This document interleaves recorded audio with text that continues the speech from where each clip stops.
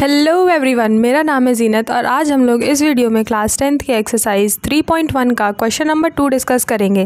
Question को discuss करने से पहले उसके लिए जो थ्योरी ज़रूरी है पहले वो पढ़ लेते हैं, क्योंकि इस क्वेश्चन में हमें रेशियोज़ को कंपेयर करके ये बताना है कि जो लाइन्स बनेंगी वो एक पॉइंट पर इंटरसेक्ट करेंगी, वो पैरेलल होंगी या वो कोइंसिडेंट होंगी।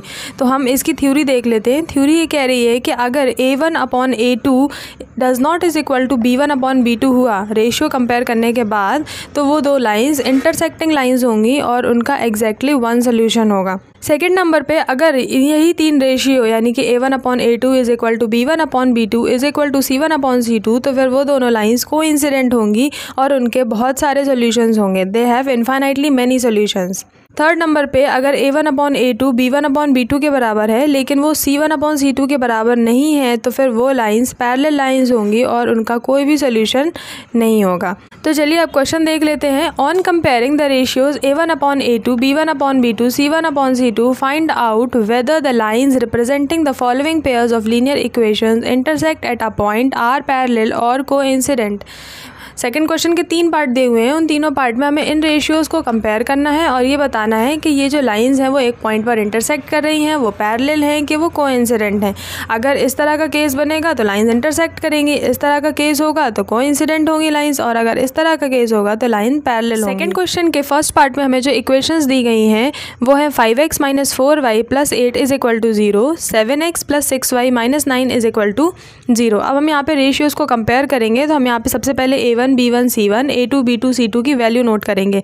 A1 होता है x का कोफिशिएंट, B1 होता है y का कोफिशिएंट और C होता है कांस्टेंट टर्म। तो यहाँ पे दिख रहा है कि A1 की वैल्यू है 5, B1 की वैल्यू है -4, C1 की वैल्यु है 8, A2 की वैल्यू है 7, B2 की वैल्यू है 6 और C2 की वैल्यू है -9। तो अभी मैंने आपको पीछे समझाया है कि अगर A1/A2 does not is equal to B1/B2 है तो फिर वो लाइंस कैसी होंगी, इंटरसेक्टिंग लाइंस होंगी। और ये फर्स्ट केस बन जाता है हमारा पास। हमने फर्स्ट केस में ही पढ़ा था कि लाइंस इंटरसेक्ट कब होंगी, जब इनके रेशियो में A1/A2 does not is equal to B1/B2 होगा। यहाँ से ही दिख रहा है क्लियरली कि यहाँ पे आएगा 5/7 और यहाँ होगा -4/6, दोनों की इक्वल नहीं है, इसीलिए ये लाइंस इंटरसेक्ट। सेकंड क्वेश्चन के सेकंड पार्ट में जो इक्वेशंस दी गई हैं वो है 9x + 3y + 12 is equal to 0, 18x + 6y + 24 is equal to 0। Similarly जैसे हमने फर्स्ट केस में किया था वैसे यहाँ पे हम A1 B1 और C1 A2 B2 और C2 की वैल्यू नोट करेंगे। A1 की वैल्यू है 9 x का कोफिशिएंट, B1 की वैल्यू है 3 y का कोफिशिएंट और कांस्टेंट टर्म है यहाँ पर है 12। इसी तरह से सेकंड इक्वेशन में भी x का कोफिशिएंट 18 यानी A2 की वैल्यू 18 हो गई, y यानी B2 y का कोफिशिएंट कितना है 6 है और C2 है यहाँ पर 24।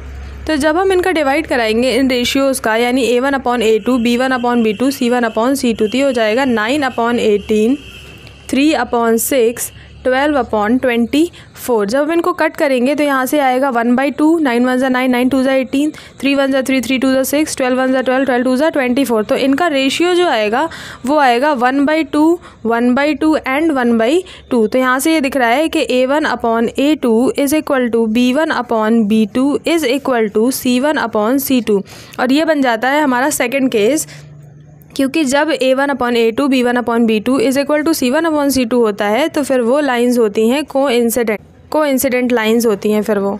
और यहाँ पे हमें क्लियरली दिख रहा है कि सभी का रेशियो 1/2 है। इसका मतलब ये सभी रेशियोज आपस में बराबर हैं और ये जो इक्वेशंस दी गई हैं जिन लाइन को रिप्रेजेंट कर रही हैं ये इक्वेशंस, तो ये वो लाइंस जो हैं वो कोइंसिडेंट होंगी। सेकंड क्वेश्चन के थर्ड पार्ट में जो लाइंस की इक्वेशंस दी गई हैं वो है 6x - 3y + 10 is equal to 0 और 2x - y + 9 is equal to 0।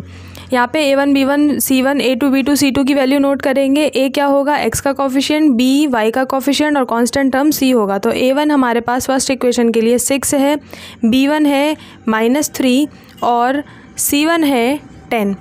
इसी तरीके से A2 हमारे पास है 2, B2 है -1 और C2 है 9। अब जब हम इन इक्वेशंस के जो A1 B1 B2 और C1 C2 की जो वैल्यूज़ हैं उनको जब हम रेशियो में लाएंगे यानी जब हम इसे 6/2 -3/-1 10/9 करेंगे तो यहाँ से दिख रहा है कि इसको जब हम कट करेंगे 2 3 जा 6, तो ये भी क्या आ जाएगा 3/1, माइनस से माइनस कैंसिल हो जाएगा, ये भी क्या है 3/1, यहाँ पे 10/9। तो ये हमारा थर्ड केस बन जाता है जिसमें क्या हो रहा है कि A1/A2 is equal to B1/B2 तो है but does not is equal to C1/C2 है, इसीलिए ये वाली लाइंस जो हैं वो हो जाएंगी पैरेलल लाइंस।